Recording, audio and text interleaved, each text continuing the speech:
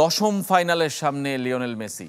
আগের 9 ফাইনালের 5টিতে জিতেছে আর্জেন্টিনা, যার 3টি আবার জাতীয় দলের জার্সিতে, একটি যুব দল ও অলিম্পিক দলের হয়ে। একটা সময় হাঁটতে হাঁটতে বিরক্ত মেসি অবসরের ঘোষণা দিয়েছিলেন, আর এখন জিতেই চলেছে মেসি আর আর্জেন্টিনা।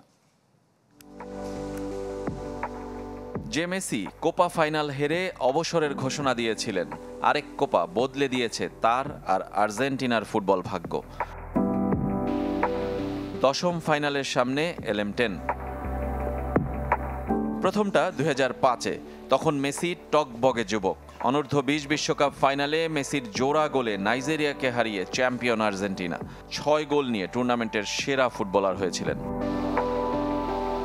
সেদিনের আগমনী বার্তার পর জাতীয় দলকে যে স্বর্ণ শিখরে তুলেছেন তা তো সবারই জানা। 2 বছর পর সিনিয়র জার্সিতে খেলেন কোপা আমেরিকা ফাইনাল। ব্রাজিলের কাছে অবশ্য হেরে যায় আলবিসেলেস্তেরা। 1 বছর পর অলিম্পিক স্বর্ণ, আরও একবার নাইজেরিয়াকে হারিয়ে শ্রেষ্ঠত্ব আর্জেন্টিনার। এরপর একের পর এক ফাইনালে উঠেও শিরোপা জিততে না পারার আক্ষেপে পুড়েছেন মেসি।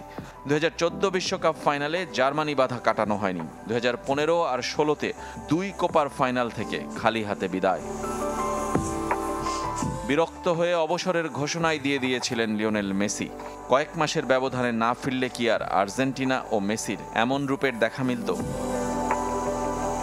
ফুটবলে ব্রাজিলের দুঃস্বপ্নের শুরু 2014 বিশ্বকাপ থেকে, আর আর্জেন্টিনার বদলে যাওয়া 2021 কোপা আমেরিকা থেকে। সেবার নতুন মারাকানা ট্র্যাজেডির জন্ম দিয়ে চ্যাম্পিয়ন হয়েছিল আর্জেন্টিনা। ইউরো সেরা ইতালিকে হারিয়ে ফিনালিজেমা জয় পরের বছর। সবচেয়ে বড় সাফল্য হয়ে ধরা দেয় বিশ্বকাপ ট্রফি। সেই ধারাবাহিকতা এখনো চলছে আরও একটি কোপার ফাইনালে আর্জেন্টিনা। 6 কোপায় গোল করে রেকর্ড গড়েছেন মেসি। চ্যাম্পিয়ন হলে আর্জেন্টিনাও সবচেয়ে বেশিবার দক্ষিণ আমেরিকান শ্রেষ্ঠত্ব ঘরে তুলবে। রেজওয়ানুজ্জামান, চ্যানেল 24।